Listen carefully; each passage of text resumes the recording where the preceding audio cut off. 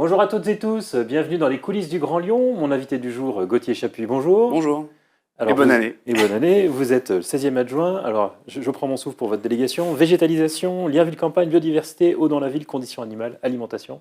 Tout à fait. Parlons d'abord d'alimentation, c'était les Oui. Bocuse d'Or cette semaine. On dit que c'est un peu les Jeux Olympiques de la cuisine. Est-ce que vous êtes à l'aise avec ce grand événement culinaire? On sait que c'est pas trop votre tasse de thé, les grands événements au bilan climatique parfois contestable. Alors, je suis très à l'aise, notamment avec notre championne, Naïs Pirolet, qui est arrivée cinquième, mais c'est vraiment une position incroyable. Bon, elle rate le podium, mais vraiment, je pense qu'on peut tous et toutes être très fiers de son parcours. En plus, elle gagne le prix qui nous est cher à Lyon, Feed the Kids, donc comment nourrir convenablement et avec des bons produits les enfants. Donc non, je suis très fier de ce résultat, très fier de Naïs. Puis les Bocuse d'Or, c'est quand même effectivement une récompense qui est relativement incroyable hein, pour le monde de la gastronomie. On est vraiment sur du très très haut niveau avec des produits frais, des produits bruts, des produits de saison. Donc beaucoup de choses qui nous ressemblent finalement. Alors, vous avez fait un peu de communication d'ailleurs en disant que le menu imaginé par Naïs Pirolet pour les enfants serait servi dans les cantines de la ville. Quand on voit le plateau qu'elle a réalisé à partir de courges, on imagine que ce ne sera pas ça Il vous qu'on manque retrouvera. un mot essentiel, c'est inspiré, Ah, je oui, crois. donc il va manquer un Oui, peu. bien sûr. Parce que non, effectivement, là, on ne peut pas comparer ces Elle deux avait fait une choses-là. sucette avec un croissant de courge craquante, Ouais. une pomme acidulée, un nid d'abeille condimenté et un pralin de courge, un œuf mollet béchamel avec un volet de courge muscade et en dessert une toupie meringuée garnie de mousse lactée et de cœur de Ouais, il y petit avait marron. 2 inserts dans le dessert. Enfin, c'était absolument incroyable. Non, On là, on est n'aura pas ça à vraiment la cantine. sur la haute gastronomie. Voilà, elle gagne ce prix qui est quand même tout un symbole. On avait réussi à mettre en place avec les organisateurs et les organisatrices du Bocuse d'Or un jury composé d'enfants, donc 5 enfants qui sont également dans la commission menu dans notre restauration collective. Mais non, c'est absolument pas comparable. Naïs est une grande championne de la gastronomie. Voilà, elle est au niveau des pairs internationaux maintenant, hein, très très importante. Et ce que l'on va juste essayer de faire, c'est de s'inspirer de ce menu-là, comme on avait un jury d'enfants, pour effectivement continuer de tirer ce fil-là et participer eh bien, aussi à la démonstration qu'elle a pu réaliser. Mais on sera, je vous rassure, absolument pas du tout au même niveau. On est nous dans une restauration collective avec 27 000 repas tous les jours, donc on n'est pas du tout dans la même cour. Voilà. Parlons de végétalisation. On a entendu le maire de Lyon en début d'année faire le bilan depuis son arrivée. On sait que c'était au cœur de tous les programmes d'ailleurs, avec même à droite des ambitions qui étaient parfois supérieures aux vôtres. Il s'est enorgueilli d'avoir fait 1,5 hectare de végétalisation dans la ville l'année dernière, 3 depuis le début du mandat. Mm. Est-ce que ce n'est pas trop anecdotique par rapport à la promesse que vous aviez pu faire lors de la campagne? Alors c'est 1,6 effectivement, et c'est sur les sujets de proximité. Donc on plante plus et on plante mieux. Mais je vais y revenir par rapport à l'ancien Au mandat. final, ça ne change pas grand-chose quand même. Bah, ça compte quand même sur des hectares qui sont récupérés hein, sur l'espace public. Hein. On parle de ça. On a planté cette année 1600 arbres alors en termes d'arbres d'alignement et dans nos parcs.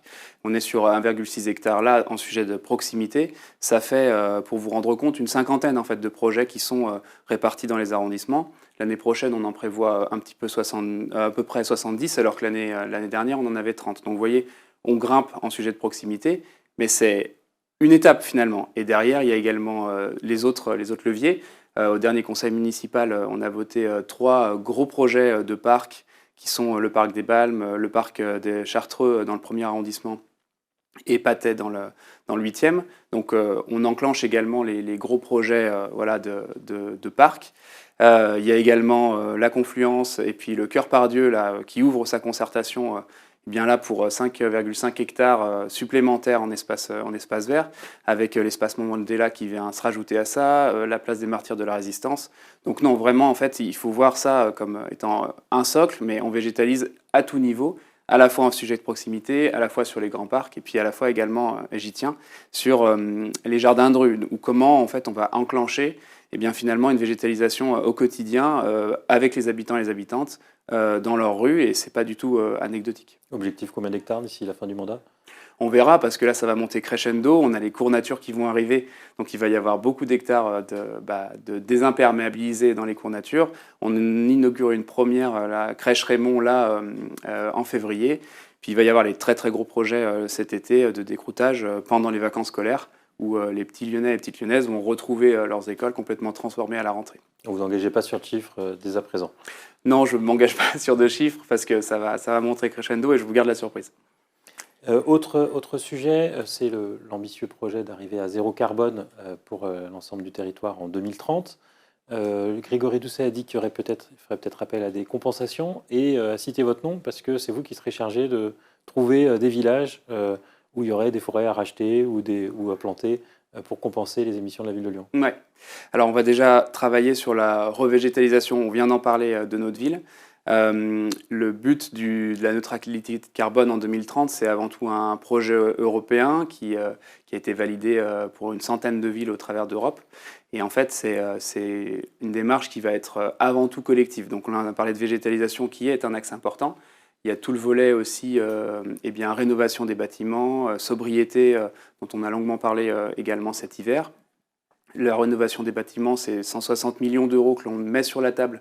40 en bâtiments rénovés, 40 sur le changement de flotte et l'éclairage, et puis 80 qui sont vraiment sur des opérations lourdes.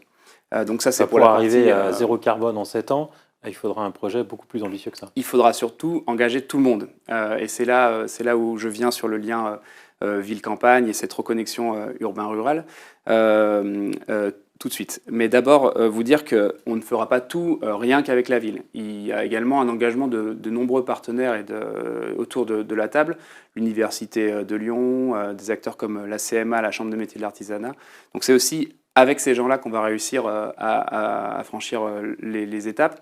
Et ensuite, effectivement, il va falloir discuter avec celles et ceux qui entourent Lyon pour voir comment on peut avoir une démarche qui va au-delà de la ville. C'est tout le travail que l'on fait avec les jumelages, donc là pour la partie plutôt résilience alimentaire, mais de voir comment on peut recréer des filières, restructurer des connexions finalement entre la ville de Lyon et des communes qui sont aux alentours et dont on a finalement besoin pour cette neutralité carbone. Parce qu'encore une fois, la démarche de Lyon 2030, c'est comment on crée le chemin et comment on embarque tout le monde avec nous et comment on trouve des solutions finalement collectives. Autre sujet dont vous avez la charge, c'est la condition animale. Il s'est un peu invité au dernier conseil municipal avec la question des rats, mais ça aurait pu être aussi la question des moustiques qu'on a eu, y compris cet hiver. Est-ce que quand on est adjoint à la condition animale, on assume d'éradiquer certaines espèces nuisibles? Alors, on ne parle pas de nuisibles, on parle d'animaux liminaires qui peuvent effectivement occasionner des problématiques avec l'homme. Hein. Mais on parle vraiment d'animaux liminaires, c'est-à-dire des animaux qui sont là de fait de la présence de l'homme. C'est parce qu'on a créé un environnement urbain, sans prédateurs, avec un urbanisme qui favorise les habitats, que finalement on a des espèces qui se développent plus que d'autres. C'est le cas effectivement des rats, c'est le cas effectivement des moustiques. Et à cela, il faut avoir une réponse qui est très pragmatique. Éradiquer en fait de manière globale ne fonctionne pas. Et ça se saurait parce que sinon on l'aurait fait depuis longtemps.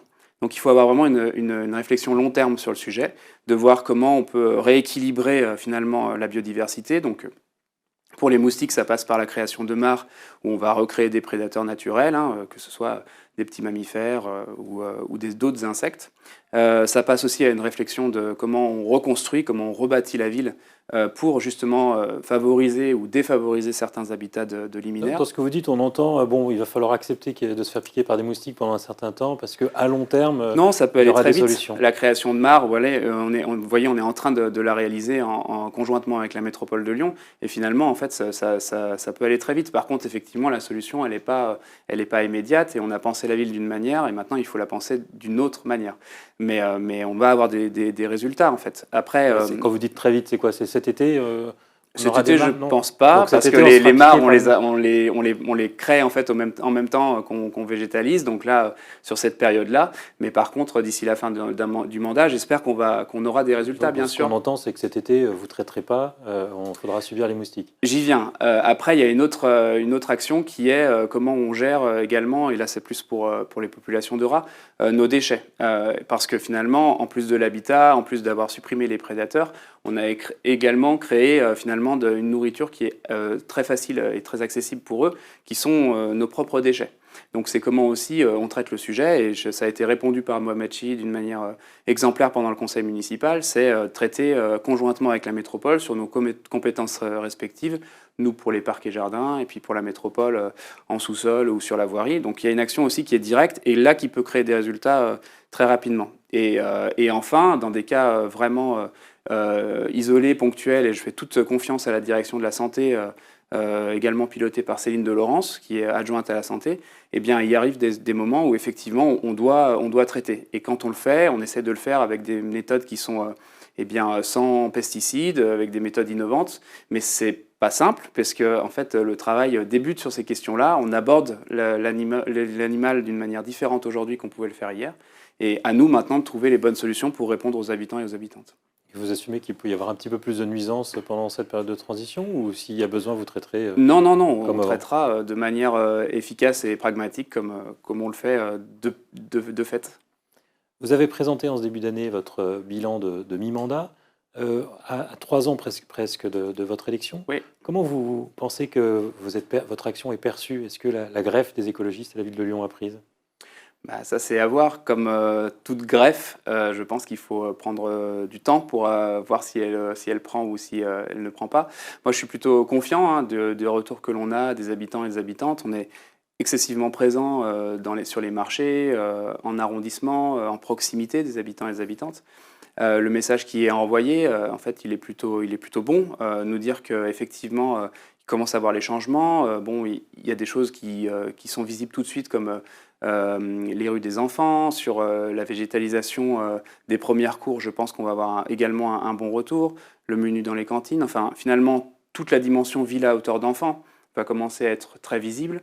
Et puis il y a l'action aussi conjointe que l'on mène avec la métropole de Lyon sur les voies lyonnaises. C'est une forte demande aujourd'hui quand on voit l'explosion finalement de l'usage du vélo. Voies lyonnaises qu'on va végétaliser tout du long pour créer vraiment des vrais boulevards verts. Donc non, l'action elle commence à être sentie. Bien sûr, on est encore finalement en début de mandat en ce qui concerne les travaux. Donc il nous reste 3 ans maintenant pour finir de convaincre et encore une fois embarquer tout le monde d'un point de vue aussi démocratique sur notre projet. C'est tout l'enjeu du budget participatif que l'on a mis en place. Comment, au-delà d'être présent au quotidien avec les habitants et les habitantes, eh bien, on arrive à les embarquer aussi sur le projet, à les faire voter au quotidien, à reprendre en main leur ville. Gauthier Chapuis, je vous remercie. Merci Et à vous. moi, je vous dis à demain pour une nouvelle émission des coulisses du Grand Lyon.